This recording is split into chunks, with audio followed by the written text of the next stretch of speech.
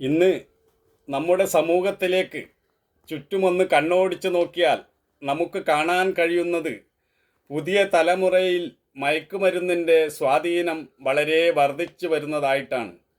ഇപ്പോൾ കാര്യങ്ങൾ കൂടുതൽ വഷളായിക്കൊണ്ടിരിക്കുന്നതായിട്ടാണ് നമ്മൾ കാണുന്നത്. മനുഷ്യൻ മദ്യത്തിനും മയക്കുമരുന്നിനും അടിമകളാകുമ്പോഴാണ് സമൂഹത്തിൽ കുറ്റകൃത്യങ്ങളും സംഘർഷങ്ങളും ഏറുന്നത്. ഇന്ന് IT മേഖലയിലും മറ്റും ജോലി ചെയ്യുന്നവർക്ക് നല്ല വരുമാനമുണ്ട്.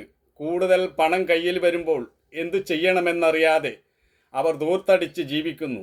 അങ്ങനെ മദ്യത്തിനും മയക്കുമരുന്നിനുമൊക്കെ അടിമായി ഒടുക്കം അതിൽ നിന്നും മാറി വരാൻ കഴിയാതെ ജീവിതം തന്നെ തകരുന്ന കാഴ്ചയും നമുക്ക് കാണാം. അതുപോലെ മദ്യപിച്ച് വാഹനമോടിച്ച് നിരവധി അപകടങ്ങളാണ് ഓരോ ദിവസവും ഉണ്ടാകുന്നത്. മരണസംഖ്യയും കൂടിക്കൊണ്ടിരിക്കുന്നു.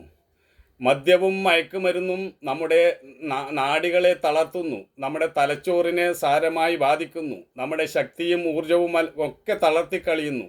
ദിവസങ്ങൾ ചെല്ലുന്തോറും നമ്മൾ കൂടുതൽ ദുർബലരായിത്തീരുന്നു.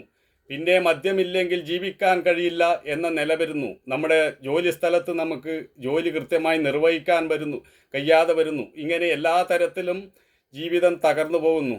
ചില നിസാര കാര്യങ്ങൾ പോലും നേരിടാൻ കഴിയാതെ ചിലർ അതിൽ നിന്നും ഒളിച്ചോടാൻ വേണ്ടി മദ്യത്തെയും മയക്കുമരുന്നിനെയും ആശ്രയിക്കുന്നു. അങ്ങനെ എങ്ങനെ ജീവിക്കണമെന്ന് പലർക്കും അറിയില്ല.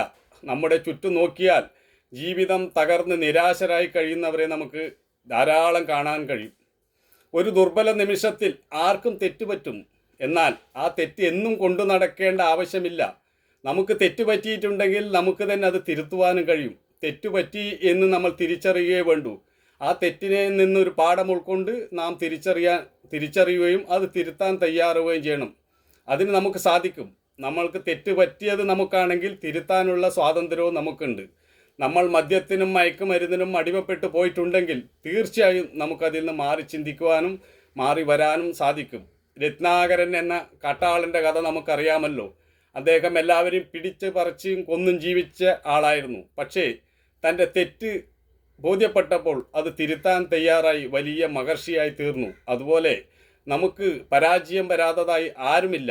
പക്ഷെ അത് തിരുത്താൻ നമ്മൾ തയ്യാറാകണം. വീണിടത്ത് തന്നെ കിടക്കരുത്. ഞാനിനി മദ്യപിക്കില്ല എന്നൊരു ഉറച്ച തീരുമാനം എടുക്കുകയേ വേണ്ടൂ. അതിൽ നമ്മൾ ഉറച്ചു നിന്നാൽ നമ്മൾ രക്ഷപ്പെട്ടു. പിന്നെ ആർക്കും നമ്മെ അതിലേക്ക് വലിച്ചിഴച്ച് കൊണ്ടുപോകാൻ കഴിയുകയില്ല. തീരുമാനം ഉറച്ചതായിരിക്കണമെന്ന് മാത്രം.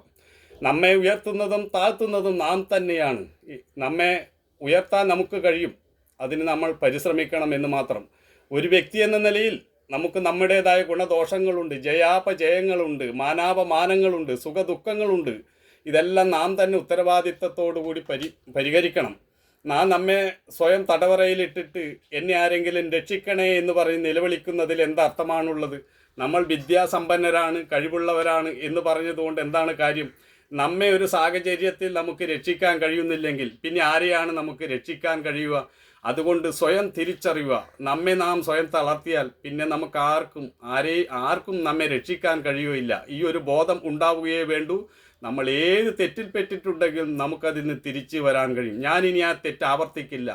ഈ ഒരു തീരുമാനം ഉറച്ച് ദൃഢ നിശ്ചയമെടുത്താൽ ആരും ഒരു അബദ്ധത്തിലും പെട്ടു എന്ന് വെച്ച് നിരാശനാവേണ്ട ആവശ്യമില്ല. അതിൽ നിന്ന് പുറത്തു വരാൻ നമുക്ക് കഴിയും. ഒരൊറ്റ ദൃഢനിശ്ചയം മാത്രമേ ആവശ്യമുള്ളൂ. അതിൽ ഉറച്ചു നിന്ന് ജീവിച്ചാൽ നമ്മുടെ എല്ലാ ദുശീലങ്ങളെയും നമുക്ക് മാറ്റിയെടുക്കുവാൻ കഴിയും.